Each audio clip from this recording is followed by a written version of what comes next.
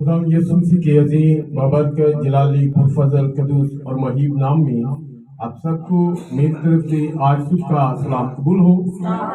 Hallelujah hallelujah hallelujah. आए हम अपनी नसीहत के लिए तरबियत के लिए कलाम खुदा में से पुरानी अहदनामों में से यशवा की किताब उसका 7वां बाब और उसकी पहली आयत से लेकर 5 आयत तक तलावत करेंगे।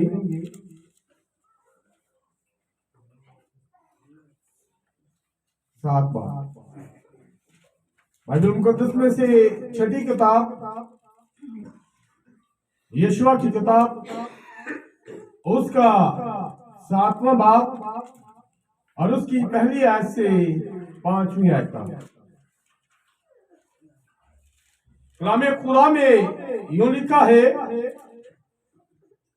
लेकिन बनी इस्राइल ने मखसूस की हुई चीज में खयानत की, क्योंकि अकन बिन कर्मी बिन जब्दी बिन जारा ने जो यहूदा के कबीले का था, उन मखसूस की हुई चीजों में से कुछ ले लिया।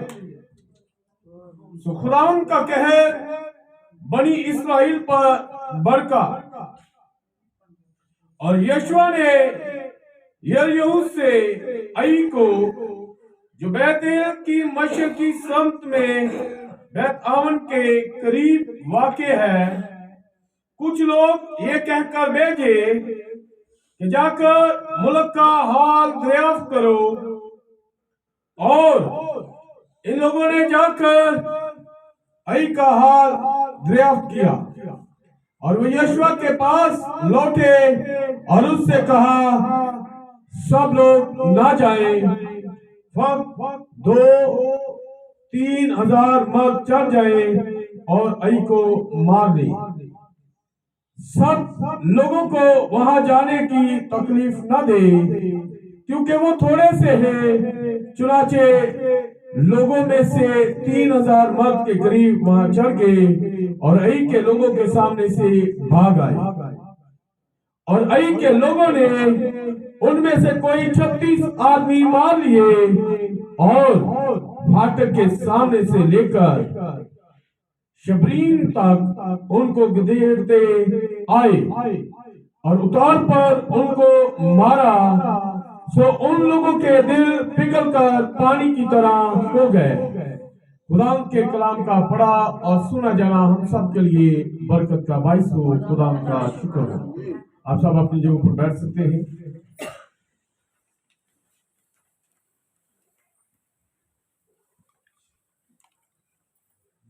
हम दुआ मांगे। मसीह यीशु में हमारे आसमानी पिता, खुदा तेरी शुक्रगुजारी करते हैं आज के इस वक्त के लिए, इस लम्हा के लिए, इस घड़ी के लिए जो तूने हमारी जिंदगी में बख्शी, कि हम तेरे हुजूर आए, तेरी इबादत करें, तेरी मदद सराई करें, क्योंकि तू तारीफ और तमजीद के लायक है खुदा। तुझसे दुआएं मांगे, क्योंकि तू हमारी दुआओं को सुनने वाला खुदा है। जिंदा खुदा, आज जब तुझसे दुआएं मांगी गई है, हमारा ईमान है कि वो बखूर की तरह, उसकी खुशबू की तरह तेरे हुजूर में पहुंच चुकी है। आज जो कुछ लोगों ने ईमान के साथ इसे मांगा है, खुदा तू अपने लोगों को बख्श दे खुदा, ताकि वो तुझ खुदा यीशु के नाम की गवाही देने वाले। और आप जब खुदा तेरे कलाम को पढ़ चुके हैं, खुदा इस सहीफा को, इस हवाला को समझने वाला ज़हन, कबूल करने वाला दिल और अमल करने वाली रूह अता करना खुदा। तेरा यीशु नाम हम सब की जिंदगियों में जलाल पाए खुदा। खुदा मेरे मुंह को छू और अपने कलाम के साथ बातें करो। ये सब कुछ तुझ खुदा यीशु मसीह के नाम से मांगते और पा लेते हैं। आमीन। Hallelujah, hallelujah, hallelujah, hallelujah.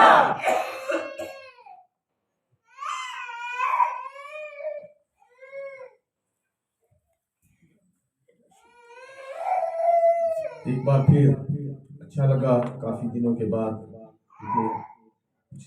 हमारे निकल भाई भी, हमारे मिशनरी भाई भी, और अक्सर खुदाम का हमारे पास आना जाना लगा रहता है, तो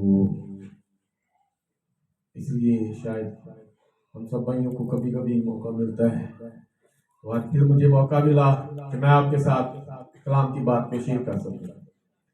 और जैसे अभी वसीम दुआ में कह रहा था कि हम मैदानी जंग के अंदर हैं, हम लड़ाई में हैं। हमारी जो एक ईमानदार की जिंदगी है, वो जो जिंदगी बसर कर रहा है, अपने आप को जो मसीही कहता है, हर एक मसीही जो है वो एक लड़ाई के अंदर है, वो एक जंग के अंदर है। और आज जो मैंने आपको सामने एक हवाला पढ़ा, वो भी कुछ इसी तरह का है। ये लोग, इस्राएली लोग जो मिस्र की गुलामी में थे, वो मिस्र में से बाहर तो निकल आए मूसा के जरिए से, खुदा के उस कुदरत वाले हाथ के सबब से खुदा अपने लोगों को मिस्र में से बाहर ले आया। और खुदा ने उन्हें एक लीडर दिया जिसका नाम मूसा था, जो उनकी रहनुमाई कर रहा था, जिसमें होकर खुदा उनके साथ उनके लिए अजीब अजीब काम कर रहा था। आपने देखा होगा कि खुदा के काम बड़े अजीब थे। खुदा अपने लोगों के साथ था कि अगर तारीकी मिस्र के अंदर है तो इस्राएलियों के घर के अंदर रोशनी है। ये अजीब बात है कि तरीकी तो है, खुदा ने तरीकी तो भेज दी है, लेकिन इस्राएलियों के घर के अंदर तारीकी नहीं है, वो रोशनी के अंदर है। क्यों रोशनी के अंदर है? क्योंकि वो एक नबी के पैगाम के साथ खड़े हैं। आज हम भी जिस जमाना के अंदर रह रहे हैं, हमने भी मिस्र को छोड़ा है, हमारे घरों के अंदर भी रोशनी है। और वो रोशनी कौन सी है? जो ज़िक्रिया 14:7 के अंदर लिखी है कि एक दिन ऐसा दिन होगा, ना दिन होगा ना रात होगी, शाम के वक्त रोशनी होगी। और वो रोशनी नबी की आवाज है, वो खुदा का पैगाम है, जिसके बारे में दाऊद कहता है, मेरा कलाम मेरे कदमों के लिए चिराग और मेरी राह के लिए रोशनी है। बेशक आज इस दुनिया के अंदर तारीकी है, दुनिया तारीकी में है, दुनिया अंधेरे में है, लेकिन जो नबी के पैगाम के साथ है, जैसे मूसा के दिनों में लोग मूसा के पैगाम के साथ है, उनके घरों में तारीकी नहीं थी, उनके घरों में रोशनी थी। आज भी ऐसा ही है। अगर हम उस पैगाम के साथ हैं तो हमारे घरों के अंदर भी रोशनी है। जरूरत है कि हम उस पैगाम को लें। अगर हम देखते हैं कि मिस्र के अंदर पानी खून बन चुका था, लेकिन इसराइलियों के घरों के अंदर जो पानी था वो नहीं आया। क्यों? क्योंकि वे नबी के पैगाम के साथ थे, उस नबी के पैगाम के साथ जो उनको मिस्र में से निकाल रहा था। आज हमारे लिए भी एक नबी खुदा ने भेजा है। ये दुनिया जो मिस्र की हालत में है, अगर हम देखें, मुआवजा करें, तो आज भी ऐसा ही हो रहा है। जैसे मिस्र के अंदर खुदा के बेटों को, खुदा के शहजादों को असियत दी जा रही थी, उन्हें दुख दिया जा रहा था, उनसे मशक्कत कराई जा रही थी, उनके ड्यूटी आवर्स को बढ़ा दिया गया था कि ये खुदा की इबादत ना करे। आज फिर ऐसा ही हो रहा है। खुदा के बेटे और बेटियों को ऐसे ऐसे कामों में फंसाया गया है कि वो खुदा के नजदीक ना आए, ये उसकी कुर्बत में ना आए। जैसे उस वक्त अमराम ने देखा कि इन इस्राएली लड़कों से बोझ इन पर लादा जा रहा है, बोझ बर्दारी का काम इनसे लिया जा रहा है। वो बारी बारी बोझ उन बैलगाड़ियों में, उन रेडियो पर रखकर और इनको उन रेडियो में, उन बैलगाड़ियों के आगे जोकर इनसे बाल बर्दारी का काम की, बोझ बर्दारी का काम किया जा रहा है। आज फिर ऐसा ही हो रहा है। आज जब एक नबी खुदा ने भेजा कि जो हमें मिस्र में से निकाल कर ले जाए, आज भी बहुत सारे बोझ खुदा के बेटे और बेटियों पर लाते हुए। लेकिन आप और मेरा खुदा यीशु मसीह कहता है, वो मत्ती 11:28 में कहता है, बोझ के, है मेहनत उठाने वाले और बोझ के थके मांदे लोगों मेरे पास हो, मैं तुमको आराम दूंगा, क्योंकि मेरा जुआ मुलायम है और मेरा बोझ हल्का है। आज वो बोझ जो ये तंजीमें, ये दुनिया खुदा के बेटे और बेटियों पर लाद रहे हैं, अगर उससे निकलना है तो उस आवाज को सुनना है जो आपको बुला रही है, जो ये कह रहा है, मेरी उम्मत के लोगों। उम्मत एक नबी की होती है, उम्मत एक और एक नबी कह रहा है इस जमाना के अंदर, ऐ मेरी उम्मत के लोगों, इसमें से बाहर निकल आओ। जिसको अपने जमाने का नहीं पता उसे नबी का कैसे पता? जरूरत है कि अपने जमाने को जानना, जमाने के पैगाम को पहचानना और नबी को पहचानना। और इस जमाना के अंदर खुदा ने एक नबी भेजा जिसका नाम विलियम मैरियन ब्रानम है, जो कहता है, मेरी उम्मत के लोगों, इस दुनिया में से, क्योंकि जब आप बाहर निकल कर आओगे तो फिर ही बचोगे। अगर हम देखें, पहली 9 आफतें जो थी मिस्र के अंदर, वो सिर्फ किन के लिए थी? मिस्रियों के लिए। लेकिन जब 10वीं आफत आई तो उसमें फिर खुदा ने इस्राएलियों से भी कहा कि अब तुझे भी कुछ करना है, अब तुम लोगों को भी कुछ करना है। अगर तुम इस 10वीं आफत से बचना चाहते हो, अगर इस आफत से बचना चाहते हो तो फिर क्या करना है? अपनी चौखटों पर पहले तो एक बरा लेना है। पहले क्या करना है? एक बरा लेना है। और उस बरे को क्या करना है? अबीब के महीने की 10वीं तारीख को लेना है। 4 दिन तक उसे अपने पास रखना है। 4 दिन तक क्या करना है? उसे अपने पास रखना है। और जब 4 दिन उसे रखना है तो चौथे दिन क्या करना है? उस बरे को जमा करना है। और जब उस बरे को जमा करोगे तो फिर क्या करना है? उसका खून तो लेकर अपनी चौखटों पर लगाना है। वो खून तुम्हारे लिए एक टोकन होगा। वो खून तुम्हारे लिए एक टोकन होगा। जैसे कल भाई वसीम और भाई बता रहे थे कि उन्होंने और ट्रेन का सफर किया, तो जब ट्रेन का सफर किया तो उन्हें एक टोकन दिया गया था। अगर उन्होंने वो टोकन ना लिया होता तो वो उस बंदे को कहते कि नहीं हम आपको पैसे देते, तो उसने कहा था नहीं भी, इस गाड़ी की रिक्वायरमेंट जो है वो पैसे नहीं है, टोकन है, टोकन चाहिए, टोकन चाहिए। अगर टोकन है तो फिर आप सफर कर सकते हैं। अगर टोकन नहीं है तो फिर आप टोकन लेकर आए, तेल लेकर आए। मत्ती 25 बाब के अंदर यही कहा गया है कि उनके पास तेल नहीं था, पैसे थे, तेल नहीं था। अगर दूल्हा के साथ अंदर जाना है तो फिर तेल चाहिए, टोकन चाहिए। क्या करना है?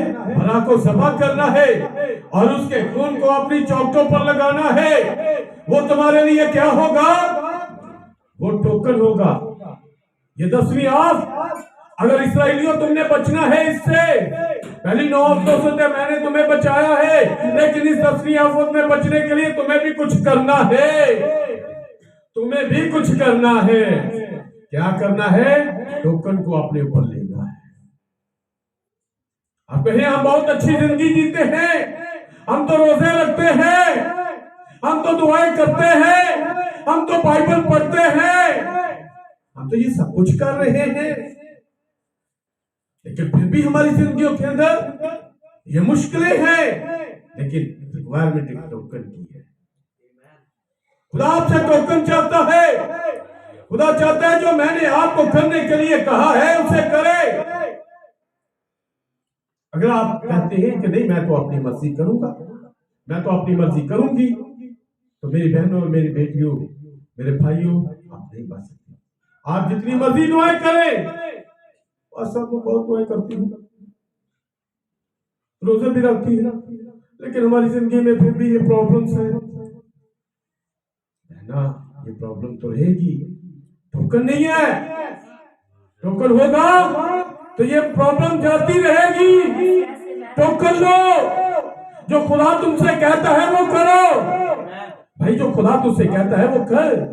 अगर वो नहीं करेगा, रोजे रख रहा है, तू दुआएं कर रहा है, ये अच्छी जिंदगी तो है, लेकिन खुदा जो तुमसे चाहता है वो तुमको चाहता है। टोकन चाहिए। जो खुदा आपसे चाहता है वो चाहिए। तो बात कर रहा था, खुदा ने उनसे कहा क्या तुम्हें भी कुछ करना है, ताकि क्या करो? जब तुम मिस्र में से निकलो, जब खुदा इस मिस्र के ऊपर वो आखिरी आफत मौत को लेकर आए। किसको? आखिरी आफत क्या है? मौत। पिछला दुश्मन कौन है? मौत। ये दुश्मन जो है मौत, अगर इससे बचना है, टोकन लेना है। अच्छी जिंदगी अच्छी बात है, लेकिन टोकन जो खुदा के रिक्वायरमेंट है वो जरूरी है, वो बहुत जरूरी है।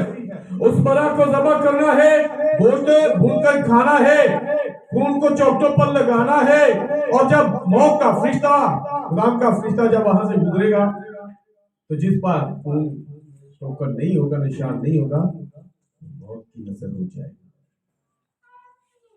लोगों ने जब ये सब कुछ किया, मिस्र में से बाहर निकल आए, खुदा ने बड़े बड़े अजीब काम किए। समुद्र जिसके अंदर रास्ता नहीं है। आज भी बहुत सारे लोग वो समझते हैं कि कैसे आसमान पर जाना है। साइंस ने तो आसमान पर जाने के लिए क्या किया? रॉकेट तैयार की है। हम कैसे जाएंगे? हम कैसे जाएंगे? रॉकेट मेरे ख्याल में कितने सिलेंडर होंगे? जहाज के 4 होते हैं, लेकिन आपके लिए खुदा ने आपको, नबी ने 16 सिलेंडरों की बात की है। कितने? 16। ये 16 सिलेंडर क्या है? ये नबी कहता है वो 16 अनासर है जिनसे खुदा ने आपको बनाया। 16 अनासर जिनसे मिलकर आप बने हुए हो। नबी कहता है ये 16 सिलेंडर वाला जो रॉकेट है, अब ये यहाँ नहीं रहने वाला, अब ये आसमान पर जाने वाला। लेकिन कैसे? लोगों को समझ नहीं आ रही। वो कह रहे कोई रैप्चर नहीं है, कोई रैप्चर यही पर ही रहना है। लेकिन बाइबल कहती है हनूक उठाया गया, एलिया उठाया गया, आपको और मेरा खुदा यीशु मसीह आपके और मेरे गुनाहों के लिए मसलूब हुआ, मर गया, दफन हुआ, तीसरे दिन मुर्दों में से और 40 दिन के बाद वो आसमान पर कल ही नहीं गया। नालों तमाम मुकद्दसीनों को, आदम से लेकर वो सलीब पर जो डाकू था, उन तमाम जिन्होंने मसीह पर ईमान रखा था, वो सब आसमान पर उठाए गए। तो नबी कहता है जो हुआ फिर वही। सुलेमान कहता है जो हुआ फिर वही होगा। ओ जी नवा नहीं जी, सारा वही पुराना ही। जिवें हनूक उठाया गया तुसीं उठाए जाओ, एलिया उठाया गया तुसीं उठाए जाओ, यीशु मसीह उठाया गया, वो अपने तमाम उन बिलीवर्स को, मुकद्दसीनों को अपने साथ ले गया, तो फिर आपको भी नहीं छोड़ेगा। जो उनके साथ हुआ वही आपके साथ होगा जब आप ईमान रखेंगे। जब आप ईमान रखेंगे, जब आप ऐसा करते हैं तो फिर ही ऐसा होगा। तो बात कर रहे थे कि वो सब मूसा के साथ निकल कर आए, इसलिए वहां मिस्र उन्होंने छोड़ा ताकि कनान में जाए, मौदा सरजमीन के अंदर दाखिल हो सके। इस्राएल जो मौजूदा इस्राएल है वहां पर अपनी उस जमीन को हासिल कर सके, अपनी उस मिरास को जिसका वादा खुदा ने अब्राहम से किया था कि मैं क्या करूंगा, तेरी औलाद को एक ऐसा मुल्क दूंगा जिस मुल्क के अंदर दूध और शहद बहता है। जिस मुल्क के अंदर क्या बहता है, दूध और शहद बहता है। ये वादा आपके और मेरे बाप अब्राहम के साथ था। अब्राहम उन्होंने प्यो है जिहड़े अब्राहम की गल नूं मनदे। हर किसी का नहीं ईमानदारां दा बाप है ना, ते जिहड़ा ईमानदार ही नहीं उनका बाप नहीं।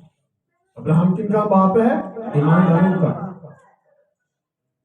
वो बाप अब्राहम जिसके साथ वादा था कि मैं क्या करूंगा, तेरी नस्ल को, तेरे लोगों को एक ऐसा मुल्क दूंगा जिसके अंदर दूध और शहद बहता है। और क्या हुआ कि ये वादा जब 400 साल पूरा हो चुका तो खुदा ने अपने बंदा मूसा को भेजा। मूसा इस्राएलियों को मिस्र में से बाहर ले आया। और क्या हुआ फिर, मूसा जो है वो इस्राएल में दाखिल नहीं हो सकता था। आप सब इस बात से वाकिफ होंगे। मूसा ने अपनी जगह पर एक शख्स को खड़ा किया। खुदा ने कहा कि उस पर क्या कर, तू हाथ रख। खुदा ने क्या कहा, उस पर तू। तो मूसा ने किस पर हाथ रखे? यहोशू पर। जितने लोग मिस्र में से निकल कर बाहर आए कि वो मौदा सा जमीन में जाए, लेकिन रास्ता में उन्होंने क्या की? नाफरमानी की, खुदा की बात को ना माना, वो मौदा सा जमीन में दाखिल ना हो सकी। खुदा ने क्या किया? 40 साल तक उनको सफर करवाया ताकि वो क्या करे, वो बियाबान में ही मर जाए। क्यों मर जाए? क्योंकि वो खुदा की बात को नहीं मान रहे थे। खुदा उनको उस मुल्क में नहीं लेकर जाना चाह रहा था जहां पर फिर जाकर वो ऐसे ही काम करे। खुदा ने क्या, तुसी नाफरमानी की हालत च रहना तो फिर तुसी थी।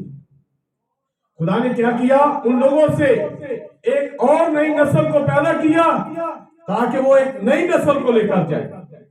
आज भी लोग कहते हैं बड़ी देर दो असि सुन रहे हैं, खुदावंद आ रहा है, खुदावंद आ रहा है, असि उठाए जावांगे। लेकिन क्या हो रहा है? खुदा चाह रहा है कि वो उस मुल्क के अंदर जिसके बारे में पौलुस रसूल कहता है, ऐ बहनों और भाइयों, ये वतन हमारा वतन नहीं है, ये दुनिया, ये जमीन हमारा वतन नहीं है। हमारा वतन आसमान पर है। हम तो आसमान के शहरी हैं, हम तो आसमान पर जाने वाले हैं। इतने बढ़िया आफतां, इतने दिवालिया होगा।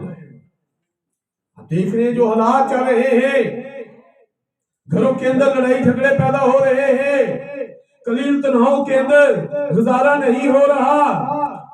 क्यों नहीं हो रहा? क्योंकि खुदा दे नाल असि दुरुस्त नहीं चल रहे। खुदा दे नाल चलांगे, खुदा ताड़े वास्ते मुहैया करना।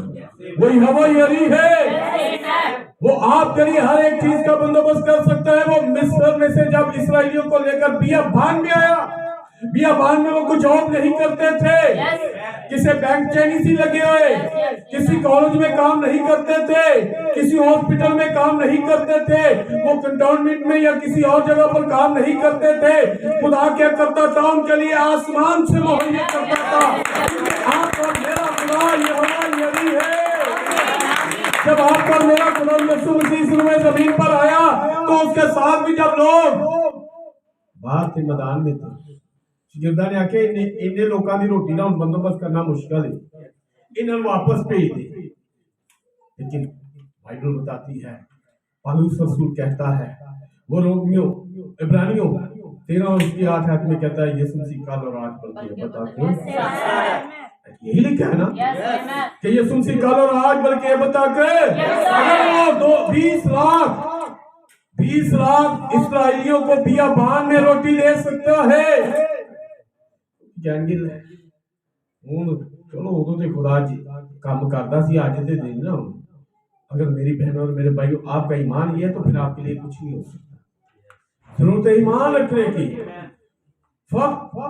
एहतियात रख सब कुछ मुमकिन है यही तो हम कहते हैं only believe all things are possible सब कुछ मुमकिन है आप पर मेरा खुदा सब कुछ करने की कुदरत रखता है हमें सिर्फ ईमान रखना है अगर तुसी इस चीज से ईमान नहीं ना रखते तो फिर ये भी ईमान ना रखो कि तुसी आसमान पे उठाए जाना है आसमान पर उठाए जाने के लिए फिर ये भी तो तुहानू कहते ना ये केड़ा तुसी केड़े जहाज से बैठ के जाना लेकिन मेरे भाई और मेरी बहनों ईमान रखने की जरूरत है जब हम ईमान रखेंगे तो ये सब कुछ मुमकिन है कुछ नामुमकिन नहीं है जरूरत है कि सिर्फ हम ईमान रखें जब ईमान रखेंगे तो ये सब कुछ हो जाता है हालेलुया क्योंकि आप और मेरा खुदा यहोवा यरी है अगर वो इसराइलियों को बियाबान के अंदर एक दो लोगों कितने लोगों 20 लाख लोगों को वो क्या देता था खाना देता वो खाना देता था वो आज भी ऐसा करने की कुदरत रखता है जरूरत है कि हम उस खुदा पर ईमान रखें जो ये सब कुछ मुहैया करने की कुदरत रखता है आज फिर हम इस हालत में हैं हमने मिस्र तो छोड़ दिया हुआ है हम बियाबान की हालत में हैं क्योंकि अभी हम अपने वतन को हासिल करने वाले जैसे ये आगे एक वाकया पड़ा है यहाँ पर हमने देखा है एक शख्स का नाम जिसका नाम अकन है जिसका नाम क्या है अकन है उस अकन ने ममनुआ चीज को लिया क्या किया जिस काम को करने से खुदा ने मना किया था खुदा ने कहा था कि उनकी चीजें नहीं लेनी उसने क्या किया उस ममनुआ चीज को ले लिया जैसे आगे जाकर हम देखते इस्राएल को खुदा ने एक बादशाह दिया था पहला बादशाह कौन था सौल बादशाह को तो खुदा ने पैगाम दिया शमूएल जाके सौल से कहा कि जायज पर हमला करे अमालिक पर हमला करे लेकिन उनकी कोई चीज लेकर नहीं आई वो तो किला है वहां से भेड़ बकरियां बैल गाय वो अच्छे अच्छे भेड़ बकरियां गाय बैल भी वहां से ले आया क्या करेगा इस्राएली लोगों को देगा खुदा कहता है कि मैं खुदा के लिए इनको कुर्बान करूंगा खुदा के लिए क्या करूंगा इनको क्या कह रहा है कि खुदा के लिए इनको कुर्बान करूंगा खुदा ने कहा नहीं ये नहीं करना जो खुदा आपको कह देता है कि मैं ये काम नहीं करना फिर नहीं करना फिर भी करते हो तो फिर क्या आप कर रहे खुदा को चैलेंज कर रहे फिर खुदा को नहीं मानते कि मैं भी कुछ कर सकता जो खुदा के सामने खड़ा होता है वो फिर बच नहीं सकता किसी की इतनी पावर नहीं है कि खुदा के सामने खड़ा उसको चैलेंज कर सके जाति जूलियत ने चैलेंज करना चाहा आपको पता ना उसने चैलेंज किया क्या बच गया खुदा ने दाऊद को जो जाति जूलियत जिसे कह रहा था तो नचीज समझ रहा था वो छोटे से बच्चे ने जाति जूलियत को जो एक देव की तरह था उसे मार दिया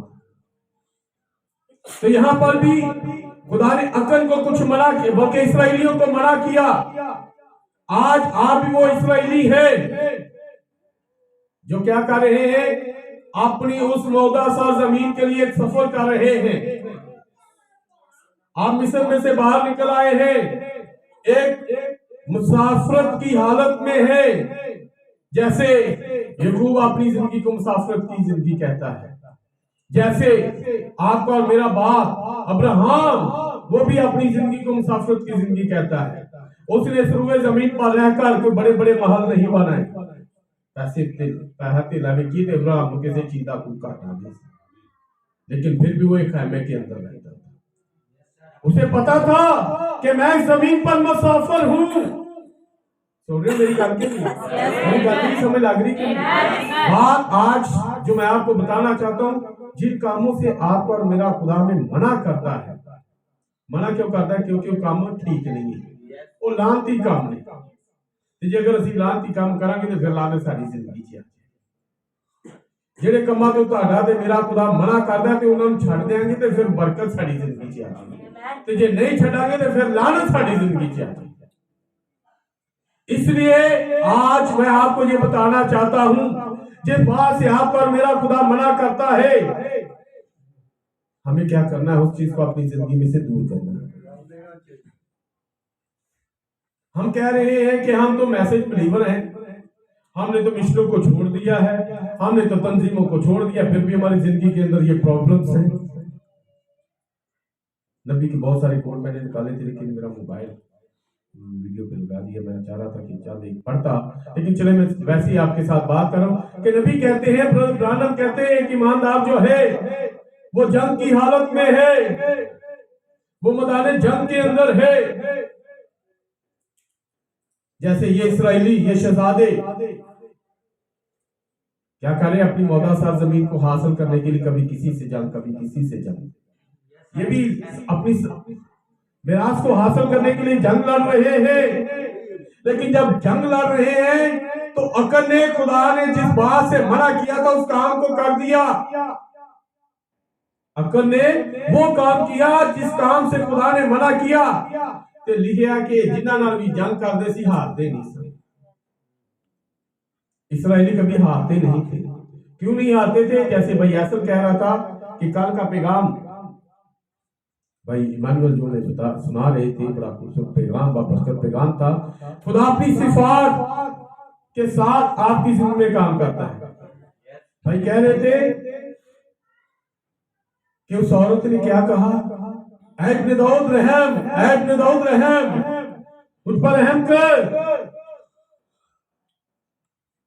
वो बंदा बर्तलमाई, वो भी क्या कह रहा है? मुझ पर रहम कर। रहम मांग रहा है, रहम मांग रहा है। हमें खुदा से रहम मांगने की जरूरत है, रहम मांगने की जरूरत है।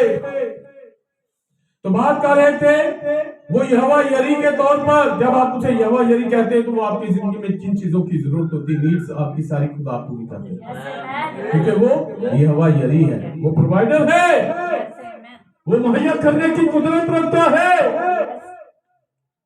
तो अगर आप उसे यहोवा नसी करेंगे तो वो आपकी जंगें लड़ता है, क्योंकि आप और मेरा खुदा साहिब भेजा, वो आपकी जंगें लड़ता है। ये नहीं है कि सामने जी भैन नाल तुसीं लड़नी है उहदे आंखों को सजा देता है, यही जंग नहीं लड़ता कि तुसीं कहो कि हुण मैं भैन नाल लड़ना है ते खुदा तुसीं दे नाल आके इहदा गुनाह की दे। ऐसी जंगें नहीं है। आपका और मेरा खुदा जो आपको वो जोर देता है, ईमान का जोर देता है, वो आपको इस लायक करता है कि आप इस दुनियादारी की बातों में से बाहर निकल आए।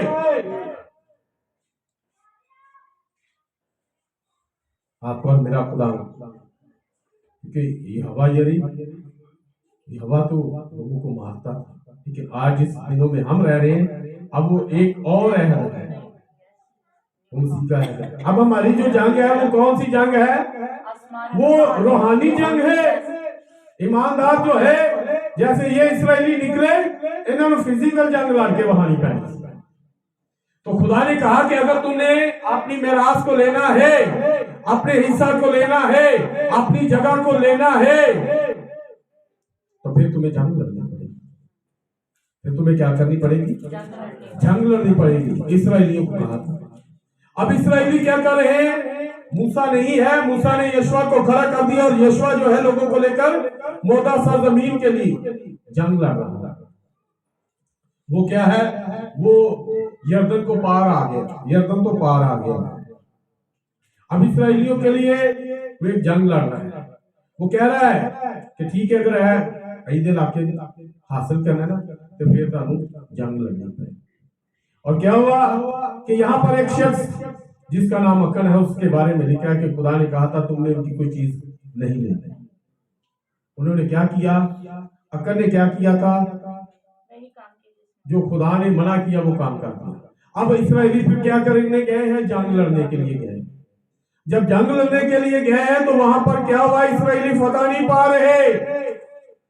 इस्राएली क्या कर रहे हैं? जंग लड़ने के लिए गए लेकिन उन्हें फतह नहीं मिल रही। वो आई को शिकस्त नहीं दे पा रहे।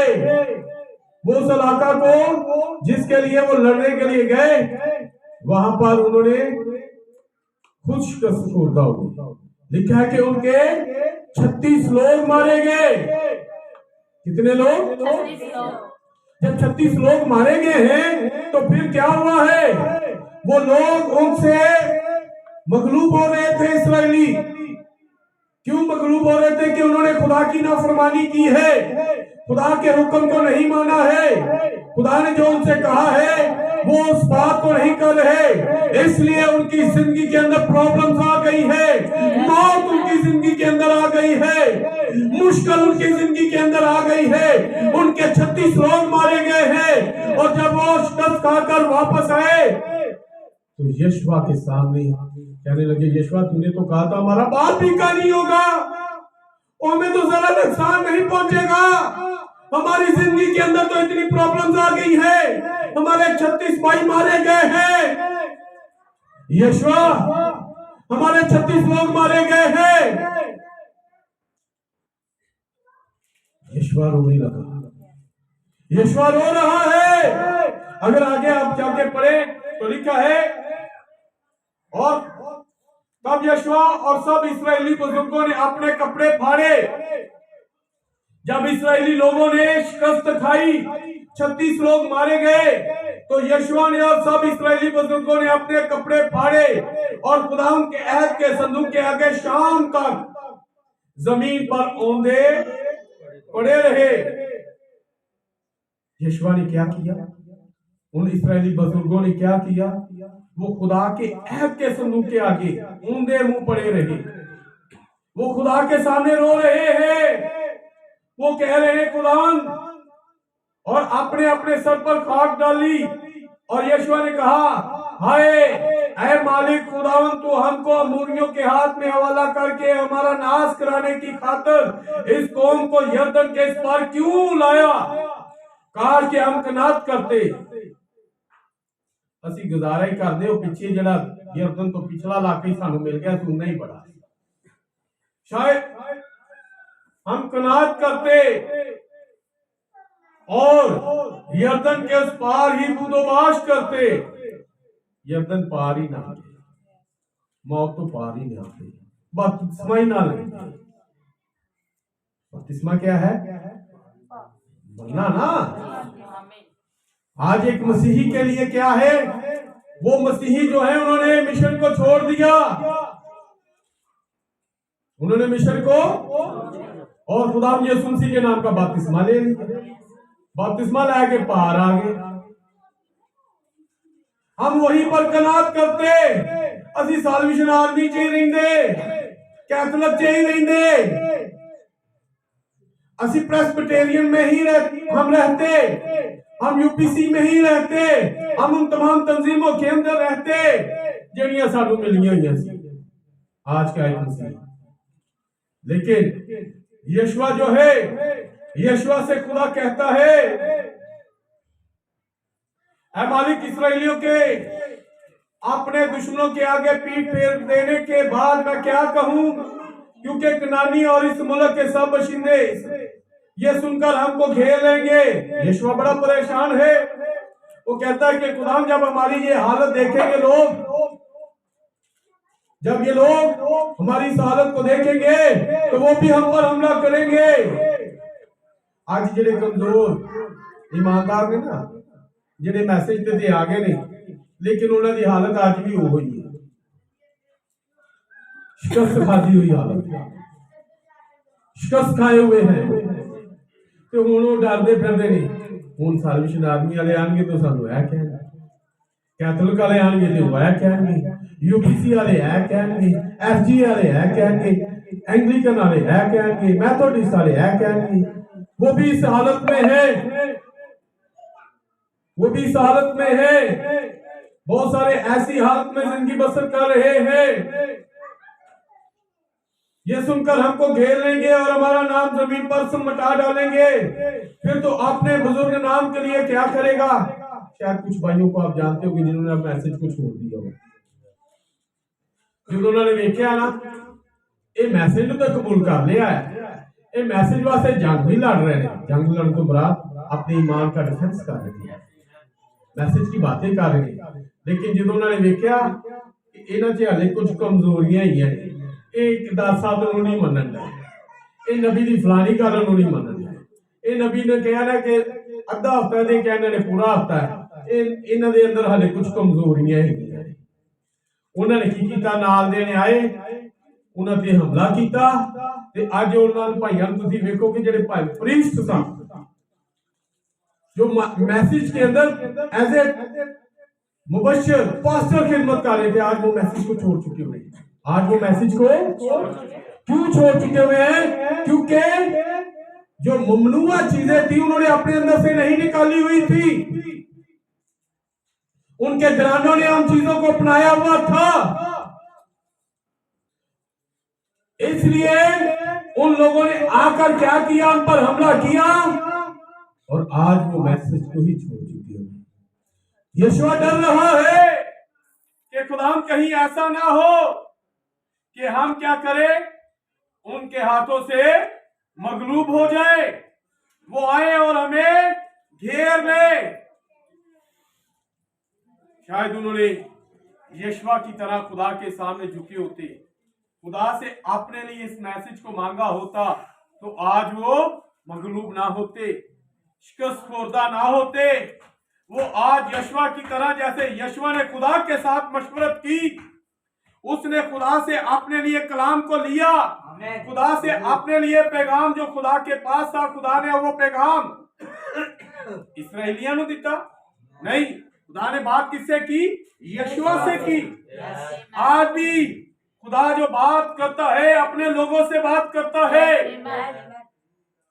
अगर उन्होंने इस मूसा की समझ नहीं लगन रही, अगर उन्हें इस मूसा की बात समझ नहीं लग रही, तो आज उन्हें बहुत सारे यशवा भी रखे हुए, वो किसी यशवा से आकर मिल ले कि हम शिकस्त खा रहे हैं, हमें मात हो रही है, हम तो मगलूब हो रहे हैं, हमारी रहनुमाई करो, हमें बताओ कि कैसे हम फतह को हासिल कर सकते हैं, कैसे हम बच सकते हैं। हमने अगर फतह पानी है तो क्या करें? जैसे इस यीशु ने खुदा से मशवरत की, खुदा के सामने औंधे मुंह हो गया है, खुदा से पूछ रहा है कि अगर ऐसा हुआ हमारा तो नाम जो है वो ही मिट जाएगा। आज उन्हें भाइयों का ना ही मैसेज चो मिटिया, कोई भाइयों ना किसी ना गल करते हैं ना तो कहते भाई जी असी नहीं जानते तुसी कौन है, तो फिर उन्होंने कहते ने असी मैसेज बिलीवर सारे सारे मैसेज बिलीवर सानू जानते नहीं। उन्होंने इन्हीं नहीं समझ लगा नहीं कि असी किनू छाड़ देता, असी अपनी मौदा सर जमीन को छोड़ चुके हैं, हम तो उस जमीन को छोड़ चुके हैं जिसके लिए हम तंजीमों में से निकले थे, आज गुलामी के जुए में जुट गए, आज फिर दोबारा गुलामी में जुटे हुए हैं। और लिखा है 10वीं आयत में, खुदावन ने यीशु से कहा उठ खड़ा हो। खुदा किसे कह रहा है? यीशु से कह रहा है कि उठ खड़ा हो यीशु, तू इनके लिए मेरे सामने झुका है, तू इनके लिए मुझसे दुआ गो हुआ है, तूने इनके लिए मेरे सामने अपने कपड़े फाड़े हैं, तूने इनके लिए अपने साथ में खाक डाली है, ताकि ये लोग जो शिकस्त खा रहे हैं ये शिकस्त ना खाएं बल्कि फतह को हासिल करे, उस गलबा को हासिल करे जो तू हमें देता है, क्योंकि जो हमारे साथ है वो उससे बड़ा है जो इस दुनिया में। अगर आपने गालिब आना है तो फिर हमें उसको लेना पड़ेगा, क्योंकि हमारे साथ जो है वो उससे बड़ा है जो इस दुनिया में है। आपका और मेरा कमांडर जो है, आपका और मेरा जो चीफ ऑफ आर्मी स्टाफ है, जिसे बाइबल के अंदर माइकाइल का नाम दिया गया और नबी ने बताया कि माइकाइल भी आपका मेरा वो मुख्तलिफ अल्काब से आपके लिए और मेरे लिए काम करता है। कभी वो यहोवा यरी है, कभी वो यहोवा नसी है, कभी वो यहोवा शालूम है, कभी वो यहोवा राफे है, कभी वो यहोवा तसद्दुक है, और कभी वो आपके और मेरे लिए यहोवा रहा। और जब आप सब इकट्ठे होते तो फिर वो यहोवा शम्मा है, वो अपने वादे के मुताबिक यहाँ पर मौजूद है। कभी वो जब्राइल बनकर आपके लिए पैगाम लाता है, कभी वो मिकाईल बनकर आपकी और मेरी लड़ाइयाँ लड़ता है। वो अल्फा और ओमेगा है, वो इब्तिदा इंतहा है, वो आपका और मेरा खुदा है, वो चारुन का गुलाब है। अगर आपको खुदा के पास आना है तो फिर मसीह को लेना पड़ेगा। अगर आपके ऊपर वो मसा नहीं होगा शारून के गुलाब वाला, वो खुशबू आपके पास नहीं होगी, तो फिर आप खुदा से मिल नहीं सकते।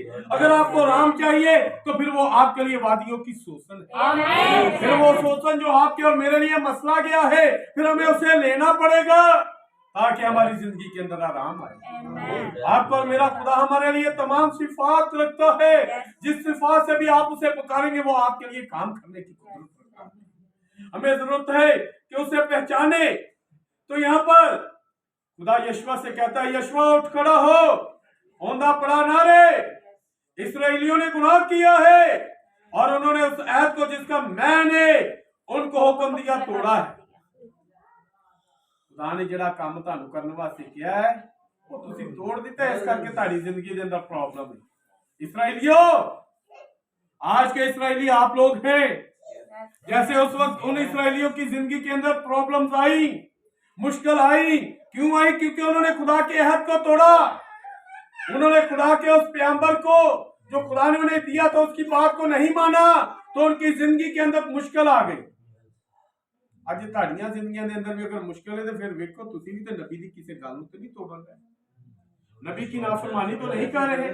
अगर नबी की नाफरमानी कर रहे हैं तो फिर आपकी जिंदगी के अंदर फिर प्रॉब्लम्स होंगी, क्योंकि ये बाइबल में लिखा हुआ है ना। इसराइलियों ने नबी की बात नहीं मानी, इसराइलियों ने अपने रहनुमा की बात नहीं मानी, उन्होंने अपने लीडर की बात नहीं मानी, उनके 36 लोग मारे गए। आज अगर आप कहें नहीं जी मैं तो चंदा भी देना, दायकी भी देना, फिर भी प्रॉब्लम। मेरे भाई और मेरी बहनों, देखिए कि प्रॉब्लम कहां पर है। उस रखना में को फिल करें, और फिल करने के लिए एक ही चीज है, वो खुदा का। उस रखना में जब खुदा का कलाम आएगा तो वो रखना फिल हो जाएगा, फिर जोड़ पक्का लग जाएगा, फेविकोल है एल्फी वाला। तो फिर यहाँ पर खुदा कहता है कि इन्होंने मेरे हुक्म को तोड़ा है, उन्होंने मखसूस की हुई चीजों में से कुछ ले भी लिया और चोरी भी की है, रियाकारी भी की है। इन्होंने हुक्म भी तोड़िया है, इन्होंने की कीता है, हुक्म भी तोड़िया है, चोरी भी की है, रियाकारी भी की है, और अपने असबाब में उसे ला भी लिया। किन्ने किन्ने काम कर, जो एक काम करते उस काम के बहुत सारे तानू होर भी बड़े काम। जो एक झूठ बोले ना 100 झूठ और भी बोलने। इन्होंने ये काम किए हैं यशवा, इसलिए इनके 36 लोग मारे गए हैं। इसलिए बनी इस्राएल अपने दुश्मनों के आगे ठहर नहीं सकते, वो अपने दुश्मनों के आगे पीठ फेरते हैं, क्योंकि वो मलाऊन हो गए। मैं आगे को तुम्हारे साथ नहीं रहूंगा जब तक तुम मखसूस की हुई चीजों को अपने दरमियान से नेस ना कर दो। खुदा कहना जो तुसी मेरी गल नहीं ना मानते फिर मैं तुहाडे नाल नहीं जेगा, फिर ना समझना कि मैं तुहाडियां जंगां लड़ांगा, फिर मैं तुहाडे नाल नहीं आ, क्योंकि तुसी तो मेरी गल ही नहीं मानते पे, फिर तुहानूं अपनी जंग आपे लड़नी पैगी। तो फिर जिंदे नाल तुहाडी जंग है ना, जिहड़ा तुहाडे सामने खड़ा है वो बड़ा जोर आ रहा है। बेशक जब मसीह हमारे साथ है फिर हम उसे शिकस्त दे सकते, वरना हम उसे शिकस्त नहीं दे सकते, हम अपने तौर पर नहीं दे सकते। जब तक खुदा का कलाम हमारी जिंदगी में होगा, मसीह हमारी जिंदगी में होगा, वक्त का पैगाम हमारे पास होगा, तो फिर ही उन्हें शिकस्त दे सकते। वक्त का पैगाम मुगलों के दौर से जंग होती थी, पता मुगलों का दौर पढ़े लिखे बच्चे किस तरह जंग लड़ते थे, एटम बम ना, तोपों के साथ, टैंकों के साथ, किनके साथ, तलवारों के साथ। आज अगर जंग होएगी थी सही है ना, हवाई जहाज़ां दे नाल, बमबारी के साथ, वक्त के साथ। ਤੇ ਹੁਣ ਇਸੇ तरह ही ਤੁਹਾਡਾ ਜਿਹੜਾ वक्त है ना, ਹੁਣ ਤੁਸੀਂ ਇਹ ਨਾ ਕਹੋ ਕਿ ਅਸੀਂ ਪੁਰਾਣੇ वक्त वाली ਗੱਲ ही ਲੈਣੀ। आप जिस वक्त के अंदर हैं आपको वक्त के पैगाम को लेना पड़ेगा। अगर आज जंग करनी है तो वक्त का पैगाम जो है, खुदा ने जो आपको एक अच्छा हथियार दिया है वो वक्त का पैगाम है। खुदा अपना कलाम आपको हथियार देता है। तलवार जी है ना, क्या लिखा है इब्रानियों 4:12 के अंदर, ये लिखा ना, तेरा कलाम दोधारी तलवार से भी, उनका कलाम दोधारी तलवार तो ज्यादा तेज है। सानू हथियार जिहड़ा उन्हें दिता है वो कलाम ही दिता है। यीशु मसीह ने जो जंग लड़ी ते किंदे नाल लड़ी, केड़ी चीज दे नाल? कलाम के साथ।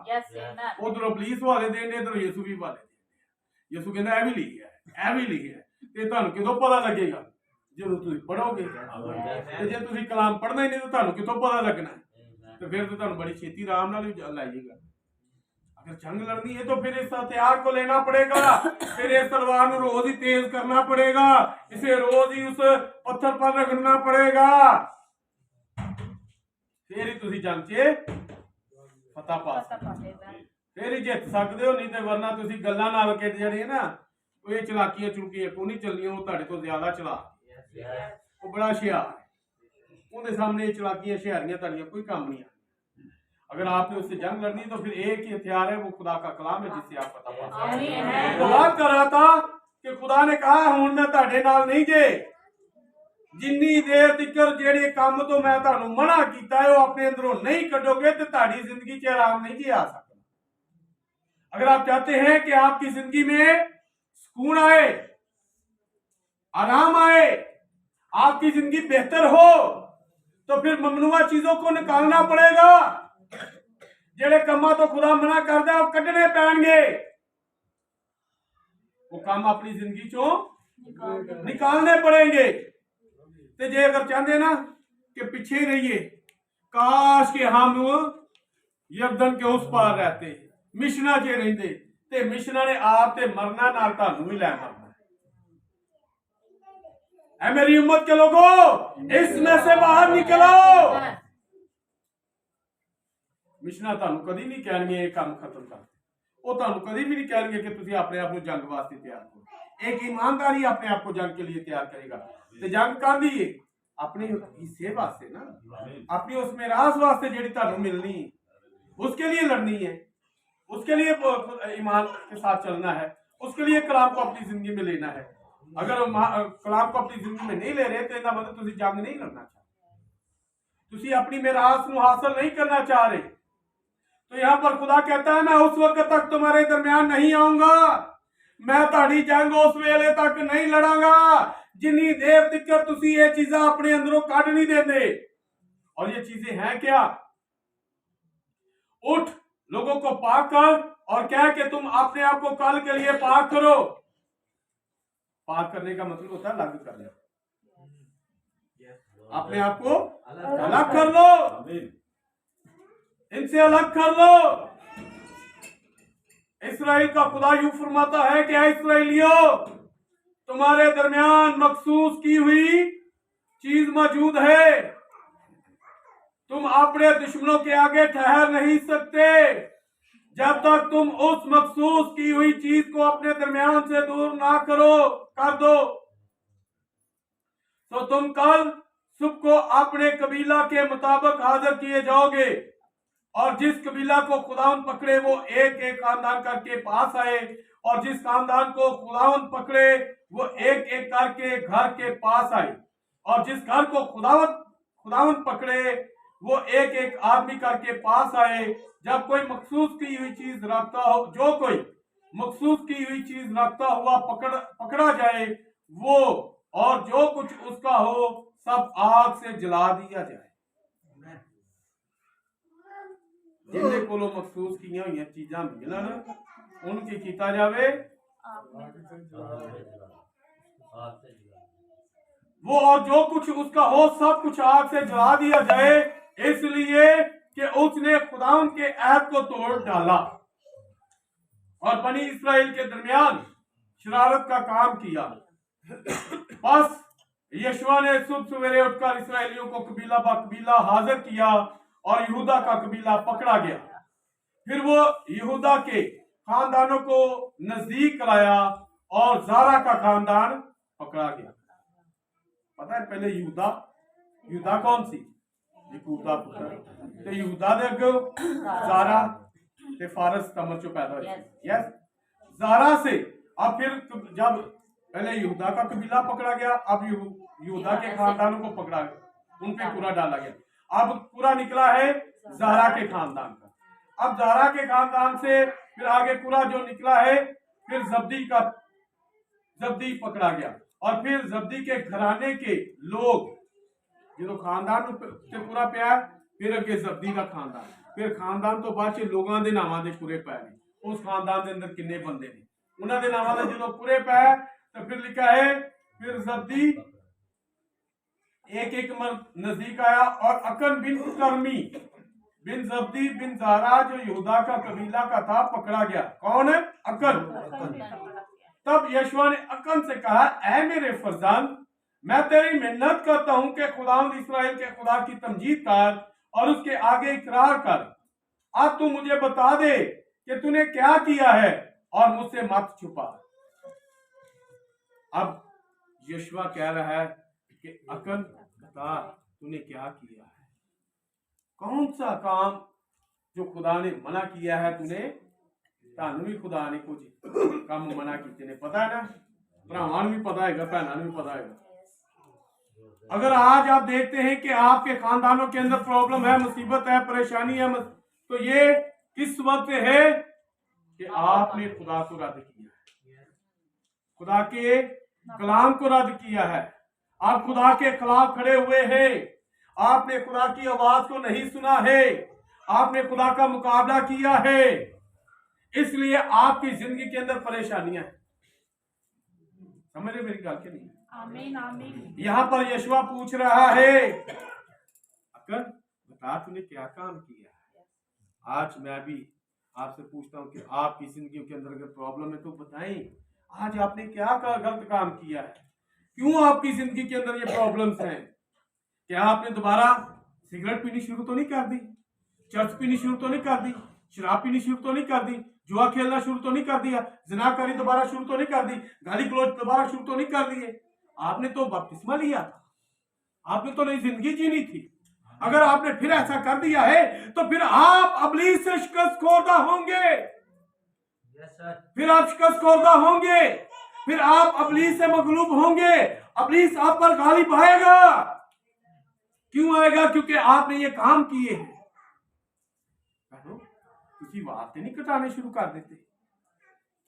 ਅੱਜ ਅਗਰ ਤੁਹਾਡੀ ਜ਼ਿੰਦਗੀ 'ਚ ਪ੍ਰੋਬਲਮ ਹੈ, ਤੁਸੀਂ ਵਾਰ ਤੇ ਨਹੀਂ ਘਟਾਣੇ ਸ਼ੁਰੂ ਕਰਤੇ, ਤੁਸੀਂ ਲਿਪਸਟਿਕ ਲਗਾਣੀ ਸ਼ੁਰੂ ਤਾਂ ਨਹੀਂ ਕਰ ਦਿੱਤੀ, ਮੇਕਅਪ ਫਿਰ ਦੁਬਾਰਾ ਸ਼ੁਰੂ ਤਾਂ ਨਹੀਂ ਕਰ ਦਿੱਤਾ, ਫਿਰ ਦੁਬਾਰਾ ਉਹ ਕੰਮ ਸ਼ੁਰੂ ਤਾਂ ਨਹੀਂ ਕਰ, ਤੁਸੀਂ ਕਾਂਡੇ ਫਿਰ ਤੇ ਨਹੀਂ ਪਾ ਲਏ ਕਿਤੇ, ਤੁਸੀਂ ਕੋਕਾ ਫਿਰ ਤੇ ਨਹੀਂ ਪਾ ਲਿਆ ਕਿਤੇ, ਜਿਹੜਾ ਤੁਸੀਂ ਬਪਤਿਸਮਾ ਲਿਆ ਸੀ ਇਸੇ ਕਰਕੇ। ਬਪਤਿਸਮੇ ਦਾ ਮਤਲਬ ਕੀ ਹੈ? ਤੇ ਮਰੇ ਹੋਏ ਦੇ ਉਹ ਕਾਂਟੇ ਲਾ ਲੈਂਦੇ ਕਿ ਨਾਲ ਹੀ ਦਫਨ ਕਰ ਦਿੰਦੇ? ਲਾ ਲੈਂਦੇ ਨਾ, ਕੋਕਾ भी ला ली, उनके मुंदरी भी ला ली थी मरे हुए, किन्ने लाते कि नाल ही भेज देंगे। जो तोला 2 तोले का कैंठा या हार जी जो कैंठी होती वो भी पा के नाल तोड़ देंगे। मरे हुए दी चीजा, अरे ये तो आपको मना किया था, आपने फिर भी आज पहना हुआ है। अगर पहने आया तो ताड़ी जिंदगी च प्रॉब्लम। आज ये यशवा आपसे पूछता है, ये यशवा जैसे वो यशवा कह रहा है, अकन बता तूने क्या काम किया है। आज भी कहना ना पादरी को आंदा है, बस मेरे वास्ते दुआ करो, कहते नहीं पैसे दुआ करनी, मेरे कहते नहीं दुआ करनी, भाई कहते नहीं दुआ। मेरी जिंदगी के अंदर बड़ी प्रॉब्लम है, क्या काम हुआ है आपसे दसते नहीं कि मैं तो खुदा की नाफरमानी की, खुदा कहना कोका ला दे मैं नहीं लान दी, खुदा कहना चर्च छड़ दे मैं नहीं छड्डन दिया, खुदा कहना वाल ना कटाई मैं तो फिर भी कटाई जान दी, खुदा कहना शराब नहीं पीनी मैं तो फिर भी पीती जान दिया। ये क्या है?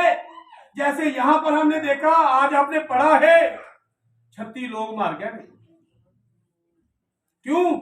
खुदा ने मना किया कि ये काम नहीं करना, फिर कीता, फिर कर रहे। तो यहां पर अकन को कहा गया है, अकन बता तूने क्या किया है, मुझसे मत छुपा, ਮੈਨੂੰ ਤੇ ਦੱਸੋ ਕਿ ਤੁਹਾਨੂੰ ਫਿਰ ਪਤਾ ਲੱਗੇ ਕਿ ਤੁਹਾਡੀ ਮੈਂ ਤੁਹਾਨੂੰ ਦੱਸਾਂ ਕਿ ਤੁਹਾਨੂੰ ਖੁਦਾ ਨੇ ਚੀਜ਼ਾਂ ਮਨਾ ਕੀਤੀਆਂ ਤੁਸੀਂ ਤੇ ਆਪਣੇ ਅੰਦਰੋਂ ਕੱਢਣ ਨਹੀਂ ਡਏ ਤਦੇ ਤੇ ਤੁਹਾਡੀ ਜ਼ਿੰਦਗੀ ਦੇ ਅੰਦਰ ਪ੍ਰੋਬਲਮ ਹੈ ਤੁਹਾਡੀਆਂ ਕਿਸ਼ਤੀਆਂ वो की कर रही ने डगमगा रही ने ये आपकी किश्तियां इसीलिए तो डगमगा रही हैं क्योंकि आप एतकाद नहीं रख रहे वो भाई असल बता रहे थे कि वो खुदा का बंदा मैनुअल कल जब कलाम सुना रहा था तो उसने पत्रस से कहा पत्रस एतकाद रख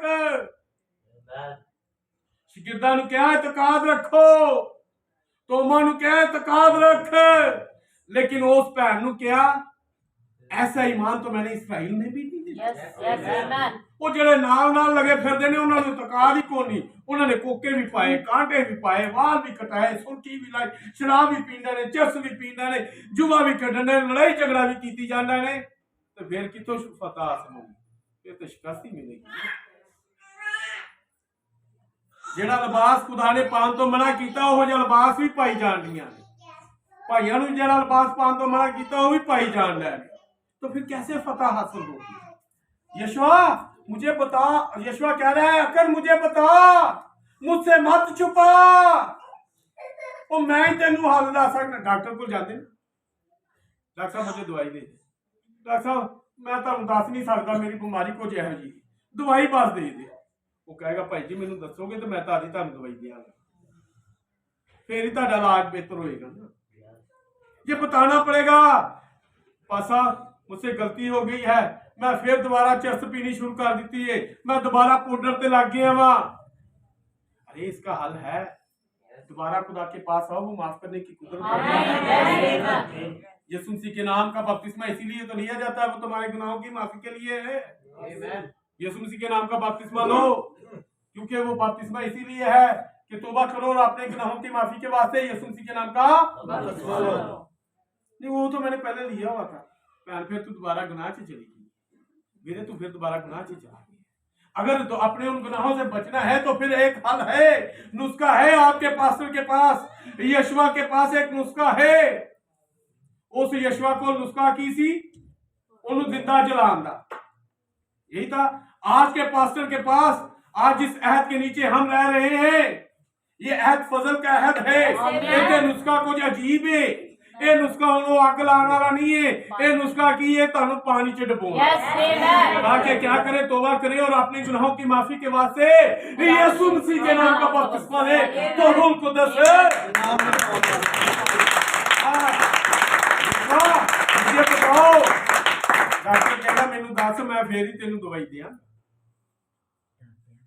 ते फिर की करना अगर वो दवाई नहीं लेना तो डॉक्टर कहता अगर इस बीमारी तो बचना ही ਤੇ ਫਿਰ ਇਹ ਚੀਜ਼ਾਂ ਨਹੀਂ ਖਾਣੀਆਂ ਫਿਰ ਘਰ ਆਉਂਦੇ ਨੇ ਅੱਜ ਤੋਂ ਮੇਰੀ ਹਾਂਡੀ ਵੱਖਰੀ ਪਕਾਣੀ ਇਹ ਕਹਿੰਦੇ ਨੇ ਮੈਨੂੰ ਡਾਕਟਰ ਨੇ ਮਨਾ ਕੀਤਾ ਤੇ ਪਾਦਰੀ ਮਨਾ ਕਰੇ ਕਿ ਸ਼ਰਾਬ ਨਹੀਂ ਪੀਣੀ ਤੇ ਉਹਦੇ ਤੋਂ ਨਹੀਂ ਮਨਾ ਹੋਣਾ ਪਾਦਰੀ ਨੇ ਕਿਹਾ ਚਰਸ ਨਹੀਂ ਪੀਣੀ ਤੇ ਉਹਦੇ ਤੋਂ ਮਨਾ ਨਹੀਂ ਹੋਣਾ ਪਾਦਰੀ ਨੇ ਕਿਹਾ ਭੈਣਾਂ ਨੂੰ ਵਾਲ ਨਹੀਂ ਕਟਵਾਉਣਾ ਤੇ ਉਹਦੇ ਤੋਂ ਮਨਾ ਨਹੀਂ ਹੋਣਾ ਤੇ ਜ਼ਿੰਦਗੀ में तो मुसीबतें रहेंगी डॉक्टर कभी तो मान ही नहीं जी इस बदन के लिए तो आप ये कुछ कर रहे हैं लेकिन अपनी जिंदगी के लिए जो आपको चाहिए उससे आप वो गल मनन तो डर रहा है और लिखा है और अकन ने यशवा को जवाब दिया तू फिल हकीकत में तू जवाब दिया फिल हकीकत मैंने खुदावंद इस्राएल के खुदा का गुनाह किया है उन्हें इकरार कर दिया अकन ने क्या मैं गुनाह किया है मैंने इस्राएल के खुदा का गुनाह किया है बहुत सारे खुदा थोड़े दिन पहले ऐसे चले गए सॉरी मैं अभी खत्म कर देता क्लोज कर रहा हूँ इसे आखिर एक दो बातें करूंगा हम क्लारकाबाद के अंदर गए तो वहां पर एक पास्टर था तो उन्होंने पूछा पार साहब तारे खुदा का ना की है खुदा बाप ये की ना होया मैं किसी मुस्लिम भरा को पूछो उन्होंने पूछो तेरे खुदा का ना क्यों तो मैं क्या दसेगा वो दसेगा अल्लाह तो मैं किसी इसराइली को जाओ तो उन्होंने पूछो तेरे खुदा का ना की है तो की दसेगा वो ये हवा दसेगा ਤੇ ਮੈਂ ਕਿਹਾ ਪਾਰ ਸਾਹਿਬ ਤੁਹਾਨੂੰ ਕੋਈ ਸਮਝ ਨਹੀਂ ਲੱਗਦੀ ਕਿ ਤੁਹਾਡੇ ਖੁਦਾ ਦਾ ਨਾਂ ਕੀ ਮੈਂ ਕਿਹਾ ਪਾਰ ਸਾਹਿਬ ਖੁਦਾ ਬਾਪ ਇਹ ਨਾਂ ਨਹੀਂ ਜੇ ਉਹਨਾਂ ਦੇ ਖੁਦਾ ਦਾ ਨਾਂ ਅੱਲਾ ਹੈ ਉਹਨਾਂ ਦੇ ਖੁਦਾ ਦਾ ਨਾਂ ਯਹੋਵਾ ਹੈ ਜੇ ਕਿਸੇ ਹਿੰਦੂ ਕੋਲ ਚਲੇ ਜਾਓ ਤੇ ਉਹ ਵੀ ਤੁਹਾਨੂੰ ਆਪਣੇ ਖੁਦਾ ਦਾ ਨਾਂ ਦੱਸ ਦੇਗਾ ਉਹ ਕਹੇਗਾ ਮੇਰੇ ਖੁਦਾ ਦਾ ਨਾਂ ਸ਼ੰਕਰ ਹੈ ਸ਼ਿਵ ਹੈ ਹਨੂਮਾਨ ਹੈ ਕਿਉਂਕਿ ਜਿੰਦੀ ਇਬਾਦਤ ਕਰਦੇ ਉਹਨੂੰ ਖੁਦਾ ਕਹਿੰਦੇ ਤੇ ਮੈਂ ਕਿਹਾ ਉਹ ਜਿੰਦੀ ਇਬਾਦਤ ਕਰਦੇ ਉਹਨਾਂ ਨਾਂ ਦੱਸਣਗੇ ਤੁਹਾਨੂੰ ਇਹ ਵੀ ਨਹੀਂ ਪਤਾ ਕਿ ਤੁਸੀਂ ਇਬਾਦਤ ਕਿੰਦੀ ਕਰਨ ਦਾ ਹੈ मैं क्या मिनिस्ट्री ਤੁਹਾਡੀ ਆਪਣੀ ਤੁਸੀਂ ਹੋਰ ਵੀ ਸੈਮਰੀ ਵੀ ਸਾਰਾ ਕੁਝ ਕੀਤਾ ਤੁਹਾਨੂੰ ਹਾਲੇ ਤੱਕ ਖੁਦਾ ਦੇ ਨਾਂ ਆਪਣੇ ਖੁਦਾ ਦੇ ਨਾਂ ਦਾ ਹੀ ਨਹੀਂ ਪਤਾ कितने भूल जी मैं कि खुदा के नाम को जानना जरूरी है क्योंकि दाऊद कहता है चूंकि उसने मेरा नाम पहचाना है मैं उसे सरफराज करूंगा मैं कि उनका नाम पहचानना बड़ा जरूरी तो बात कर रहा था इस्राएल के खुदा का गुनाह किया है और इस्राएल का खुदा यहोवा खुदा है इस्राएल का खुदा है मसीहा का खुदा यीशु मसीह हम उसके सामने झुकते हैं हम उसकी इबादत करते हैं क्या है उसे सब नामों से आला नाम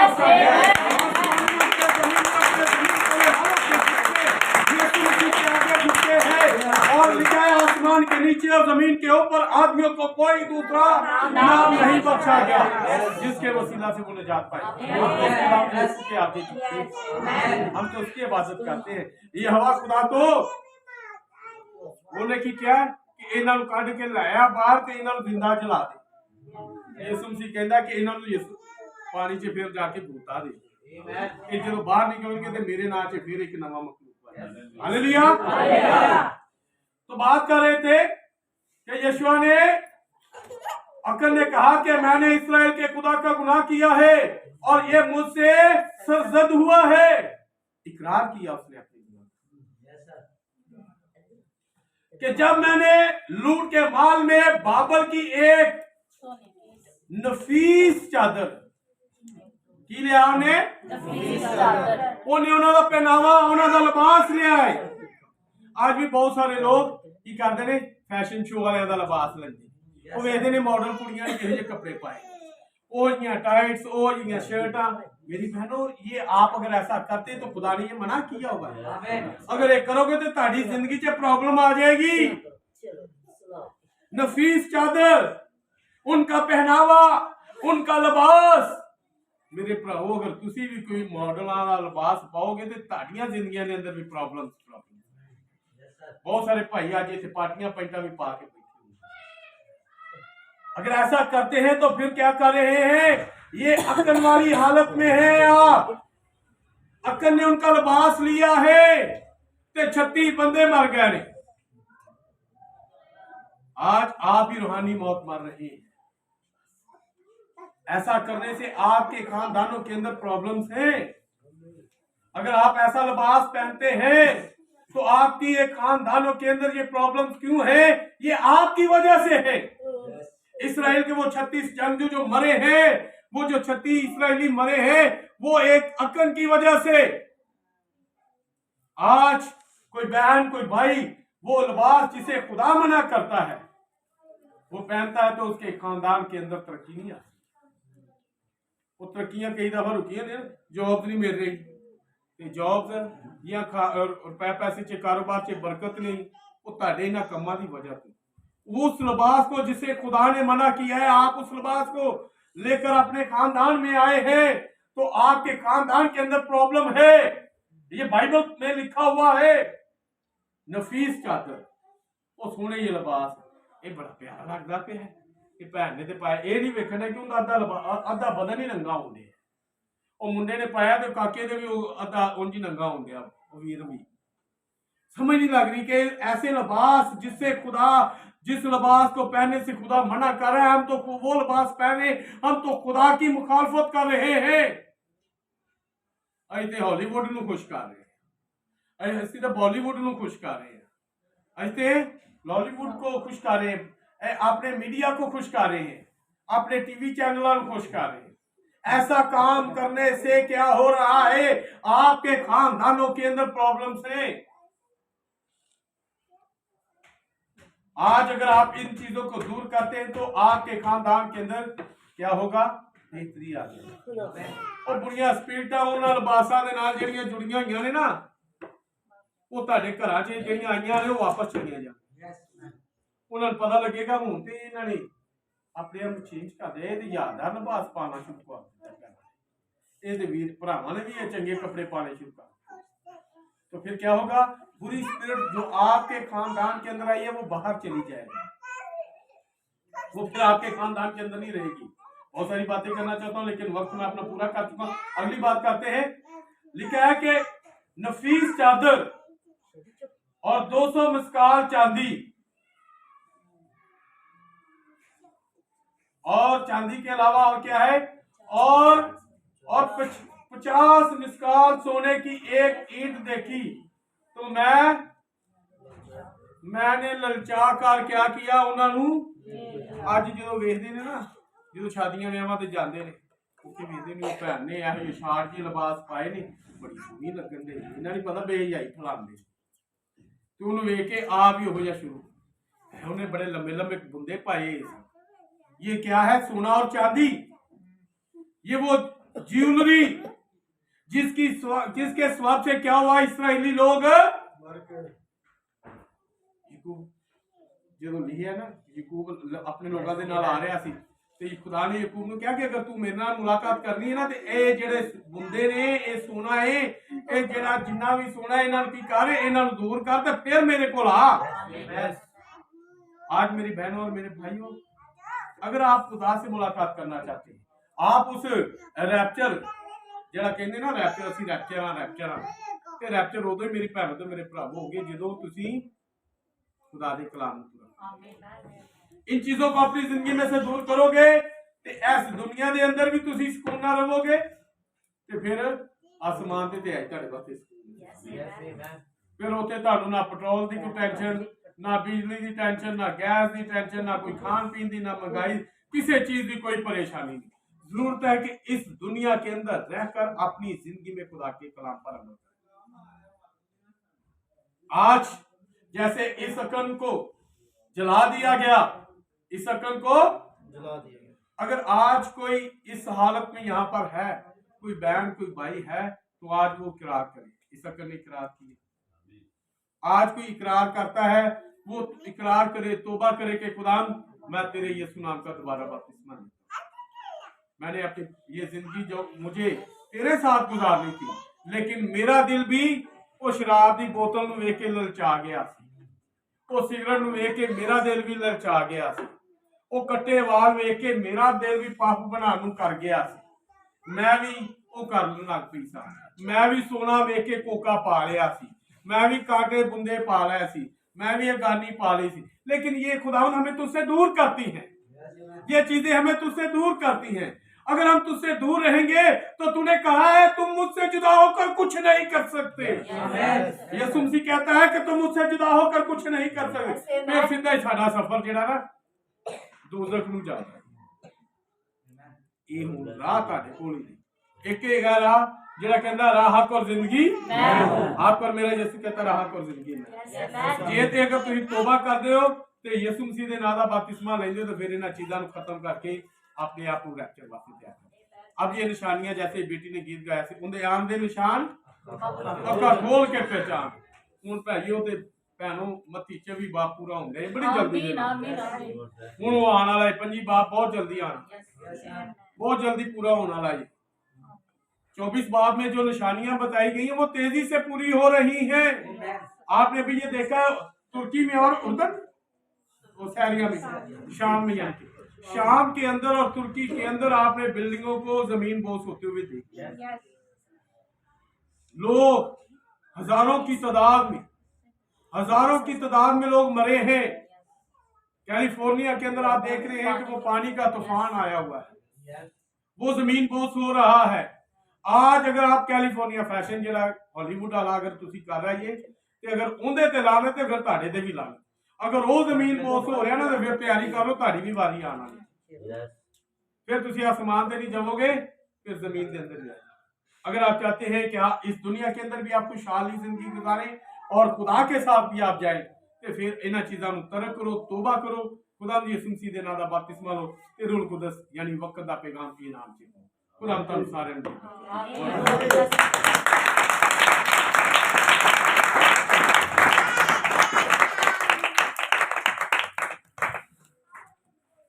हालेलुया।